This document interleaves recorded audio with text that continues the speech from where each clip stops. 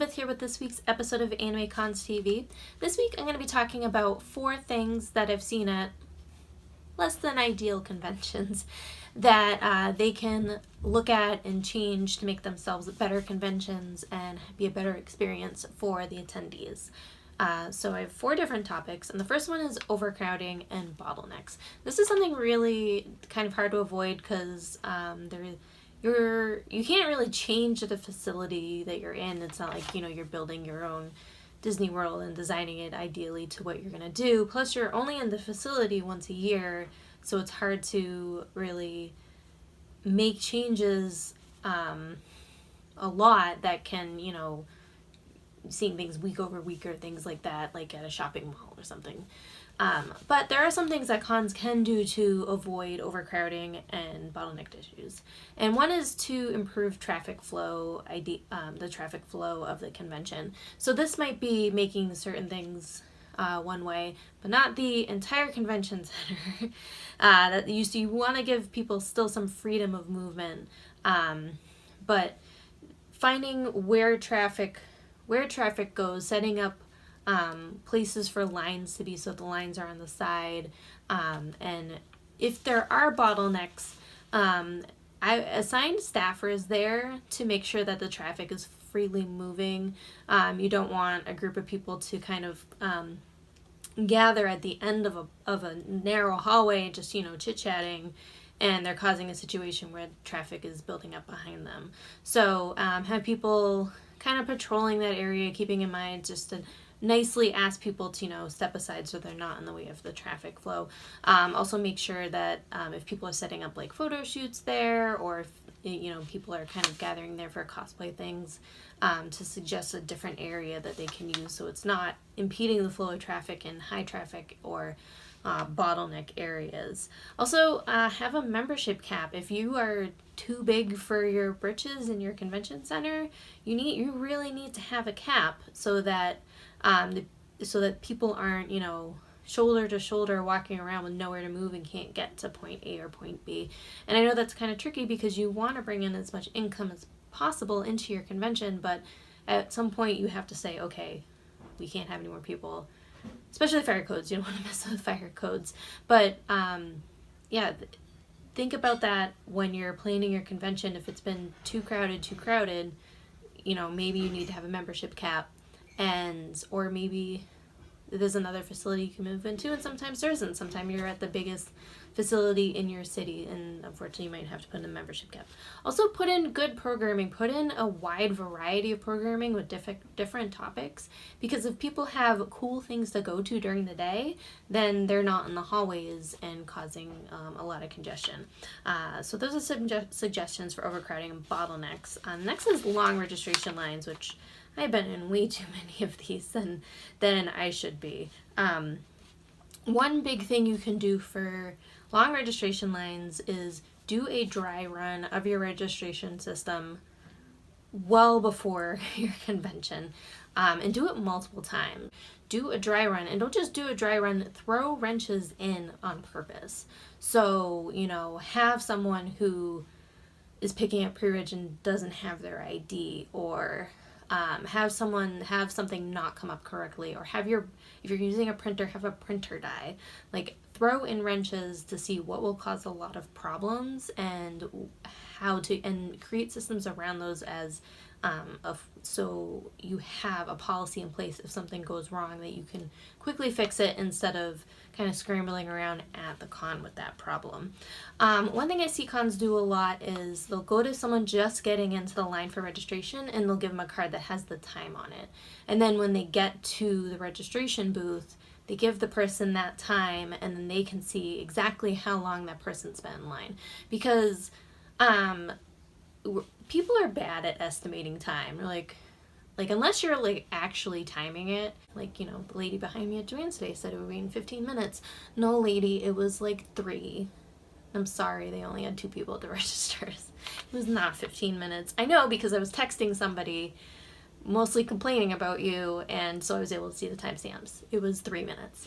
Anyway, so do that so you can see if you're running into problems of people waiting a long time or maybe actually not. if you were going to take credit cards at the door, have multiple point of sale systems to take them. You need that in case one goes down, in case you have an influx of people taking credit cards, using credit cards. So make sure you have a lot of options available if people want to use credit cards, and still, push them to get cash because it's easier to manage. If you have, you'll probably have multiple stations for registration, both pre-reg and at con pickup. Put someone at the end of that line who can then point people at the front of the line, attendees at the front of the line, when someone's open next. Give the people at the tables little flags or something that they're like, I'm ready. Like at TJ Maxx and Marshalls, the cashiers push a button and say, register 2 is now available. Because what that does is reduces the time that the attendee is kind of like looking around like, all right, where am I going? Where am I going? Where am I going? And if you reduce even 10 seconds, but multiply that towards thousands of attendees, that can cut down the registration time a lot. And it sounds like something really small, but I think it really helps because I've been in registration lines where they don't have that at the front, and you just see some moron at the front going, waiting for someone to tell them what to do. Plus, if your registration person needs to take a sip of water or stretch for a second, and then they can give you a second before telling you, okay, now I can take the next person, that can help too. That way you're not sending someone there and they need a minute to, maybe make change or something when they could have gone to another booth instead and then been on their way. Big thing is be scalable. Eventbrite is an app on a lot of phones that can take multiple memberships, and probably most people on your staff have smartphones. So if you train multiple people who maybe are in a different department besides registration, and on your Thursday night or Friday morning you can send we're going to send these 5 security people to reg to help, because they have Eventbrite on their phones and they know how to use it. They can help with registration and get things through really quickly. So be scalable. Be prepared to have additional people who can help the reg staff if they get backed up. And also open early enough on Friday, because one thing that creates a line is people get there early and they wait in line, even though maybe nothing starts till 10 or 11. I don't know, they're in line at 8 or 9 in the morning. Even if there's nothing for them to do at the con, they still want to get their badge early enough. So make sure your registration opens early like that. So even if your programming doesn't start till later, try and get people in reg sooner on Friday morning or whatever, Saturday morning, whatever the first day of your event is. Because if you have a situation where a line begins to create, it takes longer for that line to go through. And reg is something, it's the one thing that all attendees go through, with some exceptions, and it's usually the first thing they go through. So you want that to be a really good impression, and you don't want people waiting in line for 3 or 4 or 5 hours, which I've done, and it sucks, and it doesn't create a good first impression of the con, and it kind of sets it off on a bad note.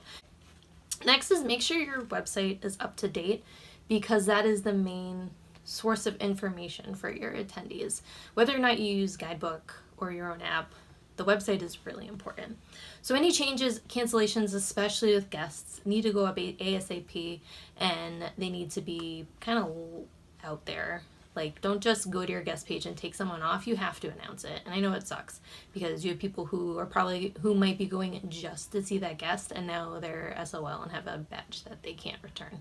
But you gotta say it. So post it.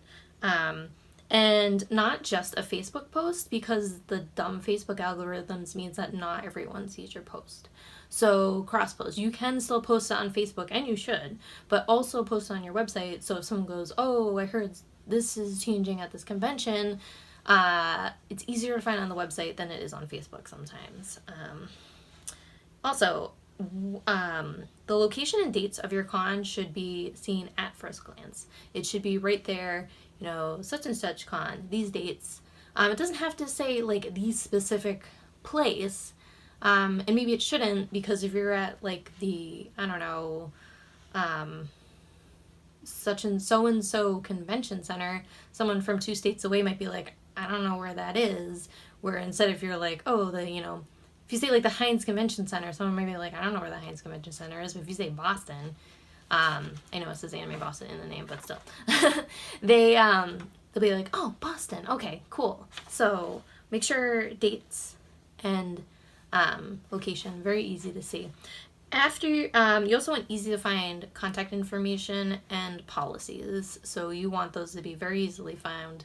Have someone not on staff, maybe, especially not someone on the website staff who's been, looking at it for hours. Someone who's not seeing it all the time, show it to them, be like, hey, if you were looking for this, how easy can you find it? And see if they can find it pretty easily.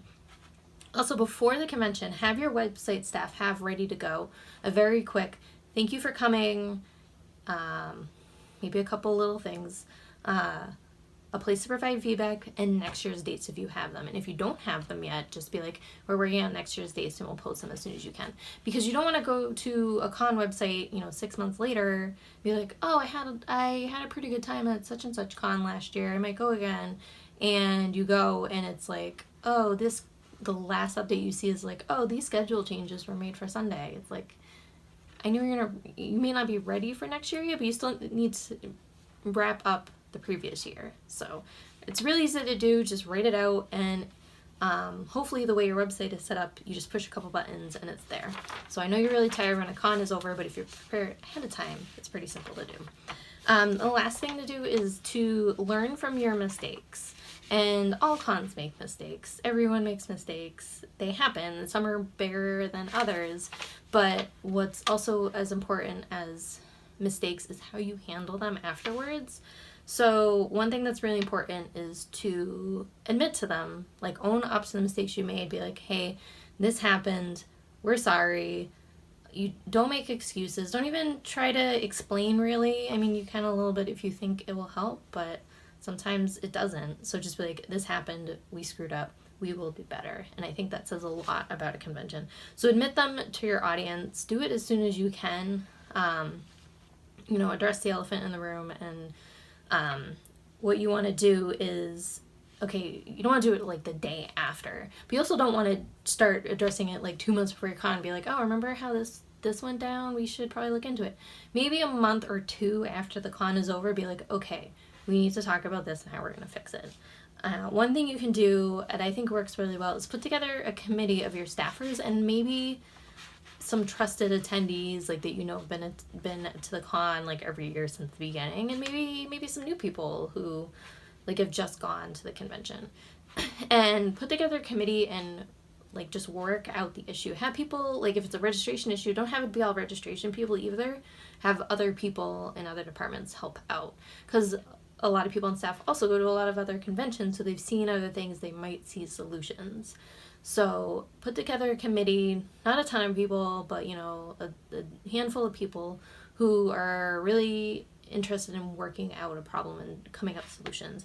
Finally, keep your audience apprised of what you're doing, not like every step of the way, but maybe like partway through be like, oh, we're working on fixing this. Maybe ask for feedback. You don't necessarily have to use it, but ask for people's suggestions. It might help. You might get a really great idea. You might just get more complaining, but keep people updated on what you're doing. And then when you have a solution in place that you think will fix it for next year, post that update to your attendees and be like, okay, this is what happened last year. This is what we're going to do to fix things. And I think owning up to your mistakes is something that sets good cons apart from bad cons a lot, because I've seen cons make mistakes and they're just like, whatever, I don't care. We have your money. And then I've seen other cons be like, we're really sorry and we're going to fix this. And sometimes they do, sometimes they don't, but even just admitting a mistake is important. Okay, those are 4 things that we think okay or bad cons do that they can use these suggestions to help make their con a better con for their attendees. If you have any issues you see happen a lot at bad cons, let us know what those are. And if you have any suggestions on how to fix them too, we'd love to hear those as well. We can use them in our next feedback episode, which is 2 weeks. I think 2 weeks. So let us know and we'll include you in that episode, and we'd love to hear what you have to say. So until next time, see you later. Bye guys.